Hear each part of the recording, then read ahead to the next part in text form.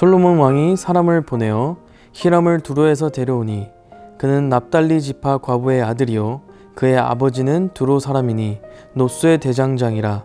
이 히람은 모든 놋 일의 지혜와 총명과 재능을 구비한 자이더니 솔로몬 왕에게 와서 그 모든 공사를 하니라. 샬롬.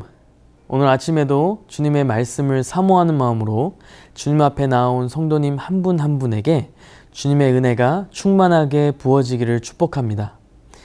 오늘의 말씀은 솔로몬 왕이 성전을 건축하는 과정에서 성전의 놋기둥과 여러 성전 기구를 만들기 위해 두로 사람 히람을 데려오는 장면입니다. 이 히람은 열왕기상 5장에서 솔로몬 왕과 협력을 약속했던 그 두로의 왕 히람이 아니고 어머니는 이스라엘 사람이요 또 아버지는 두로 사람인 놋세공의 장인 히람입니다. 솔로몬은 하나님의 성전을 건축하는 일에 그 누구보다도 신중하고 심혈을 기울였습니다. 그렇기 때문에 고심 끝에 당대의 놋 쓰는 일에 가장 뛰어났던 장인 히람을 두로에서 데리고 왔습니다. 하지만 여기서 히람의 소개를 자세히 보면 납달리 지파의 과부의 아들 그리고 아버지는 두로 사람이라고 나와 있습니다. 혼혈인이었고 또 아버지를 일찍 여기어 어머니와 살았던 히람은 당시 많은 차별과 따돌림을 받은 소외된 사람이었습니다. 하지만 하나님께서 주신 달란트를 잘 갈고 닦아서 결국에는 성전 건축하는 영광스러운 일에 참여하게 되었습니다. 이렇듯 하나님께서는 낮은 자를 들어 쓰시고 소외된 사람이라 할지라도 하나님께서 원하시면 쓰십니다. 마치 다윗처럼 어린 목동이었고 형제들 중에서 가장 보잘것없었지만 하나님께서 사용하셔서 골리앗을 이기게 하셨던 것처럼 말이죠. 그 다음 내용을 보면 앞서 목재와 석재로 성전을 지었던 솔로몬 왕은 이제 놋으로 된 기둥과 여러 성전 기구들을 만들려고 합니다. 놋세공의 장인인 히람은 먼저 두 놋기둥을 만들었는데 이 두 놋기둥은 모두 같은 모양을 하고 있고 긴 기둥의 머리에는 그물과 공과 석류와 백합화의 장식을 하고 있습니다. 그리고 이 두 기둥을 성전의 주랑 앞에 세웠습니다. 사실 열왕기상 7장 이전의 내용을 보면 성전의 모든 면과 다락과 들보를 다 연접하여 만들었기 때문에 기둥이 필요 없는 구조임을 알 수 있습니다. 그러나 하나님께서는 이 두 기둥을 놋으로 만들고 성전의 바로 앞에, 즉 성전 주랑 앞에 세워서 성전에 들어가는 이들에게 상징이 되게 하려 하셨습니다. 그리고 이 두 놋기둥 중 오른쪽에 있는 기둥은 야긴이라 불렀고 왼쪽에 있는 기둥은 보아스라고 이름 지었습니다. 야긴의 뜻은 그가 세우실 것이다. 즉 하나님께서 세우신다는 의미이고 보아스는 그의 힘으로, 즉 하나님의 힘으로 라는 뜻입니다.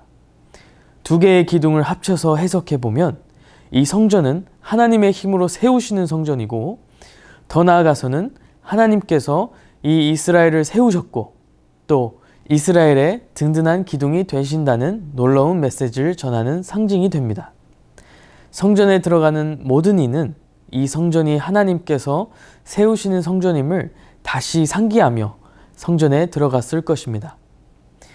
히람은 또 놋으로 큰 바다를 만들었습니다. 이 놋으로 된 바다는 진짜 바다를 이야기하는 것이 아니고 많은 물을 담을 수 있는 커다란 놋그릇이었습니다. 이 놋그릇 밑에는 12마리의 소가 각각 동쪽, 서쪽, 남쪽, 북쪽 4방위에 3마리씩 자리 잡고 있고 또 그 크기는 매우 커서 2000밭의 물을 담는다고 기록되어 있습니다. 이것을 현재의 단위로 환산하면 약 4만 리터의 물을 담는 거대한 놋그릇입니다. 이 놋바다를 통해서 제사장들은 성전에 들어가기 전 정결 예식을 행했습니다. 솔로몬 왕의 시대에는 아무나 성전에 들어갈 수 없었습니다.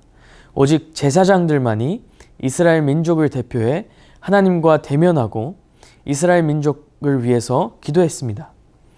우리가 제사장의 입장에 서서 오늘의 말씀을 보면 놋바다를 통해 정결 예식을 행하고 또 놋기둥을 지나 하나님이 계시는 지성소로 들어가는 장면을 상상할 수 있습니다. 그 심정은 어떠했을까요? 정결 예식을 행할 때 매우 경건해지고 두 놋기둥을 지날 때면 더욱 겸손해질 수밖에 없었을 것입니다. 하나님께서는 우리가 이러한 태도로 주님께 나아가기를 원하십니다. 그리고 우리가 예배를 드릴 때 전심으로 주님께 순복하고 겸손함으로 나아갈 때 하나님께서는 기뻐하시고 우리에게 풍성한 은혜를 주실 줄로 믿습니다. 오늘날 우리는 예수 그리스도께서 십자가에 못 박히심으로 말미암아 하나님과 화목하게 되었고 하나님과 우리 사이의 장벽은 허물어졌습니다. 이제는 성전을 통해 예배하지 않고 하나님께 직접 예배를 드릴 수 있게 되었습니다. 또한 예수 그리스도의 피로써 우리는 정결하게 되었고 그 십자가는 우리의 능력이 되었습니다. 그러나 어쩌면 우리는 바로 이러한 편의성 때문에 중요한 것을 놓치고 있을지도 모르겠습니다. 사랑하는 성도 여러분, 우리는 낮은 자를 들어쓰시고 소외된 사람이라고 할지라도 사용하시는 좋으신 하나님을 예배합니다. 그 하나님께서 우리의 기둥이 되십니다. 그러므로 예배하러 나아갈 때 두 놋기둥을 지났던 과거의 제사장들처럼 바른 태도와 정결한 마음가짐을 갖기 원합니다. 그렇게 우리 성도들이 하나님을 대하는 태도가 달라지고 예배에 임하는 자세가 달라진다면 우리 삶 전체와 교회가 달라질 줄로 믿습니다.